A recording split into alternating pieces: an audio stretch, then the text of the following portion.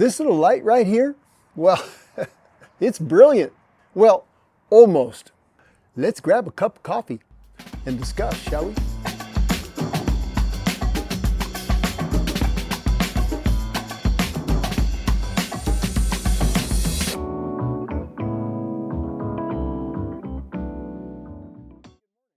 Hey, good morning. Granny Gear here for Old Guy on a Bike in the second installment of a series on bike lights to either be seen by, or in other words, your basic blinky, your daytime running light, or a light now, in this model I'm holding in my hand, you can actually see with if you want to ride at night. And all of them have one thing in common, and that is they don't need to clamp around the handlebar. In other words, this light doesn't attach directly to your handlebar. It uses the lowly computer mount that sits out in front, an out front mount for your computer.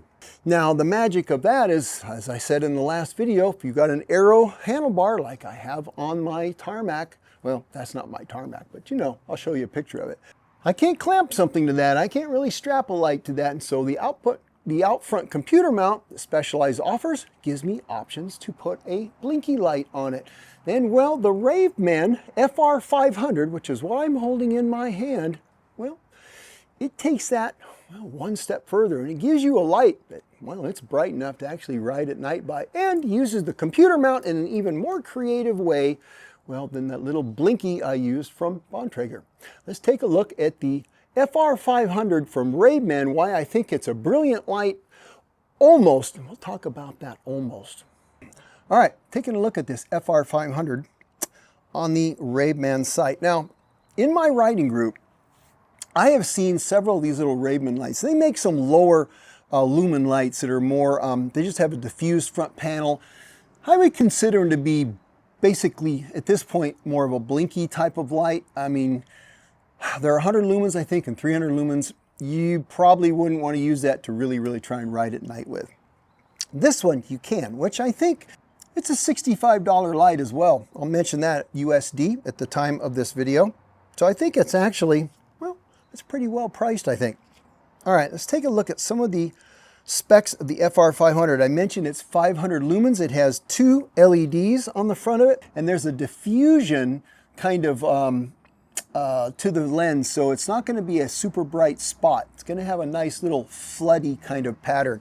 And I looked at the pattern of this light, and it's more wide than it is completely round. These two kind of remain slightly independent and merge in the middle. So you get it's not a cutoff light. It doesn't do that. So if you're looking for something that has a cutoff beam for traffic for other cars, this isn't that, but it is a fairly flat square light. It doesn't have a lot of aberrations or a lot of weird fringing or anything weird artifacts is the word I'm looking for in the light. It's actually a nice smooth pattern, and 500 lumens is doing a pretty good job of getting you down the road. That's bright enough to ride at night with at a reasonable bike path speed, I would say.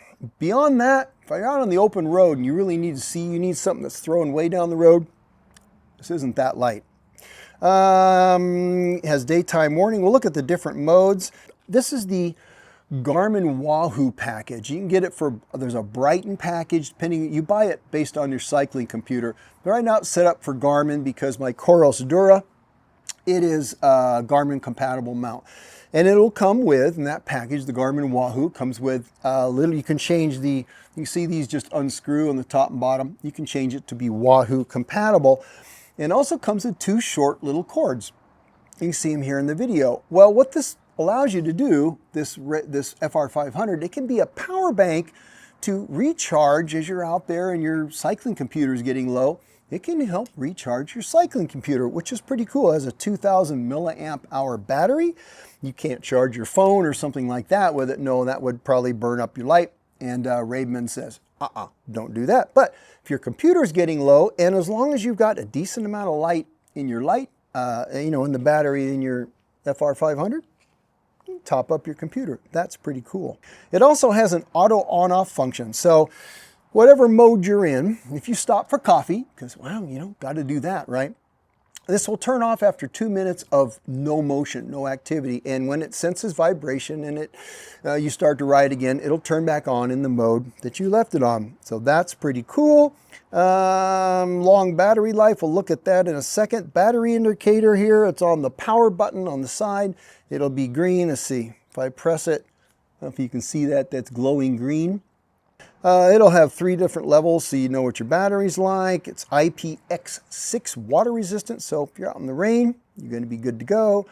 Mode selection, it has in static bright mode, it has high of 500 lumens, says 2.5 hours runtime.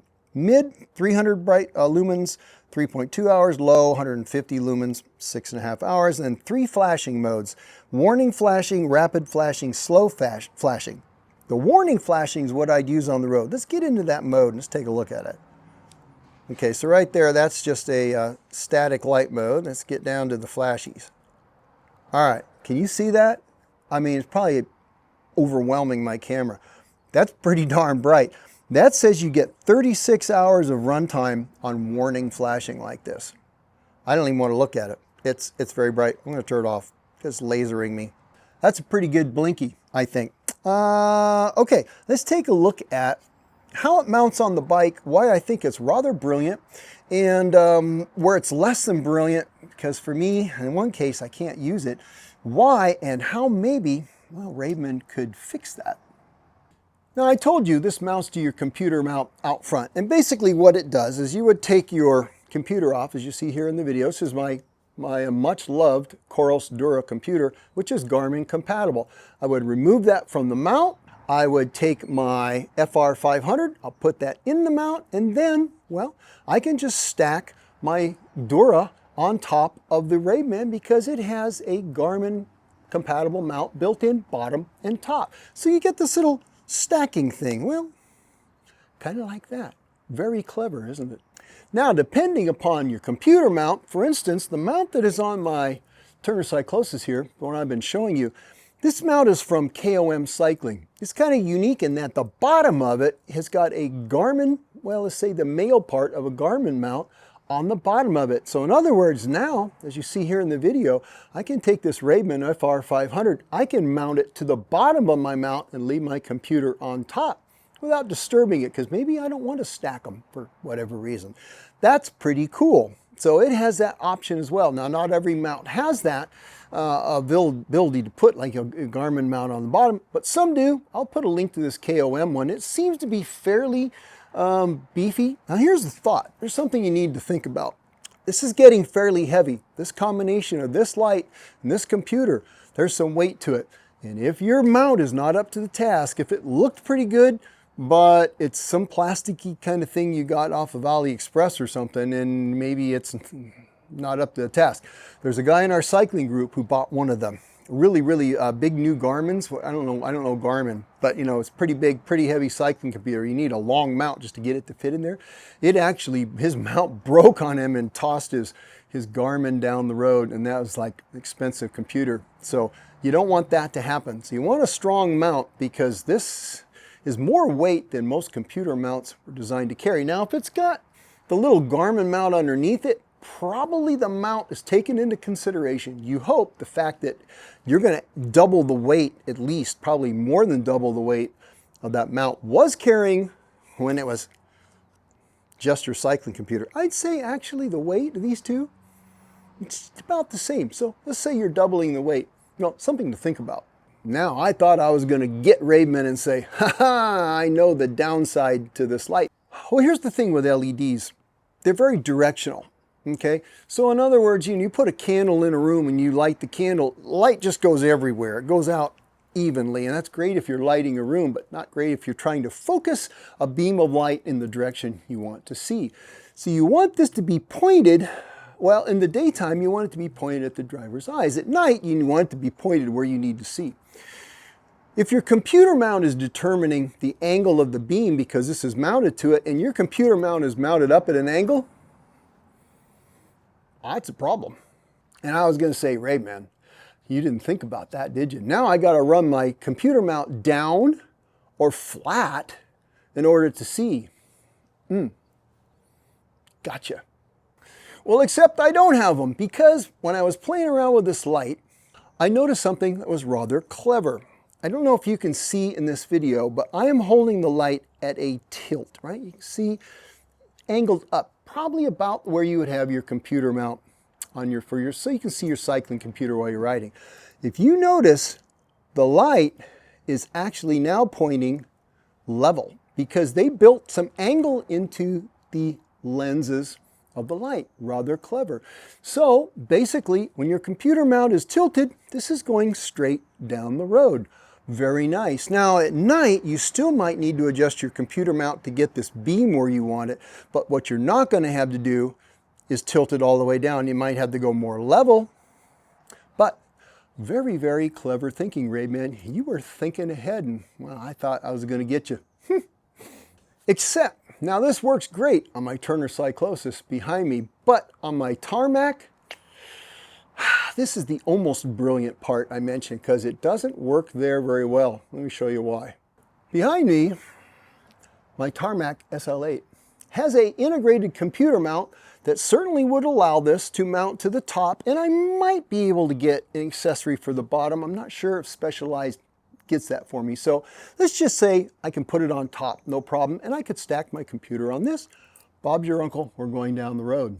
The problem is with this mount, it's fixed at the angle of the handlebar.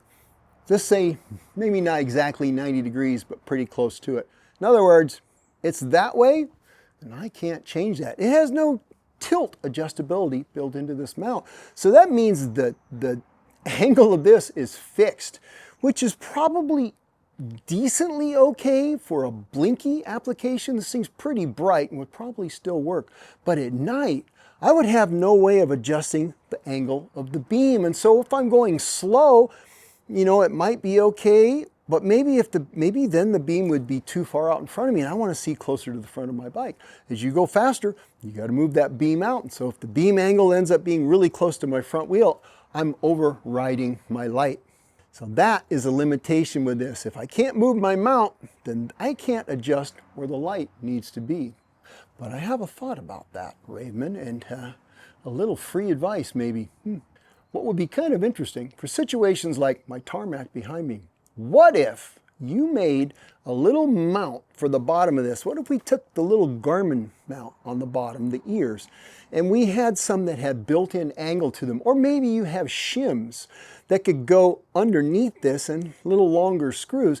So I could maybe go like 10 or 15 degrees and I could rotate it around. So if I wanted to bring it down for night lighting, or I needed to bring it up, or whatever I needed to do, that would allow me to take this little light and adjust it, well, within reason, for a non-adjustable computer mount. What do you think of that idea?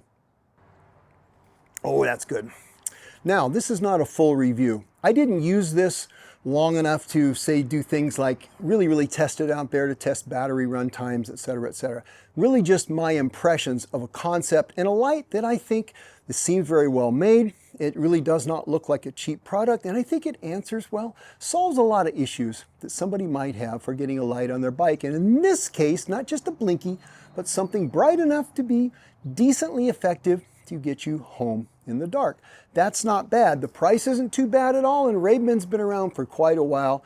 The Ravemen FR500, I like it. I think it is really quite a good little light. Like I said, just my impressions on a product that I think is quite worth checking out. For $65, I think it's, well, it's kind of a steal, I think. All right, that's it for now. That's this Tech Tuesday video. I got one more light in my box of lights I'm going to look at that takes this, well, the whole idea of being able to see at night up in a whole new level. That's coming up next. All right, you guys have a great week or weekend, and as always, go ride your bikes and, well, have a look at the FR500 from Ravemen, because maybe that'll help you be seen or see better out there doing its job in front of your handlebar.